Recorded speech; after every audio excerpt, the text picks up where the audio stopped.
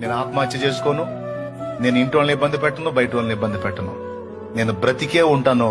నా దేవుడు నా పక్షాన కదిలేంత వరకు ఆయనకే మర్ర పెడతాను. తిడితే తిట్లు తింటాను, కొడితే దెబ్బలు తింటాను, నా ముఖం మీద ఊస్తే ఊపించుకుంటాను. ఎందుకంటే ఇవన్నీ నాకు సాక్ష్యాలు చేస్తానన్నాడు నా దేవుడు. ఇవన్నీ నాకు సాక్ష్యాలుగా నిలబెడతానన్నాడు నా దేవుడు. నేను ఆ మాట నమ్ముతా, యేసయ్య మాట నమ్ముతా అని పట్టుబట్టాలి. అంతేగాని చచ్చిపోతే పోయిద్ది, ప్రాణం తీసుకుంటే పోయిద్ది, ఈ మాటలు పడలేను, ఈ మాటలు అనుభవించలేను అంటే మరి అద్భుతాలు ఎట్ట చూస్తావు?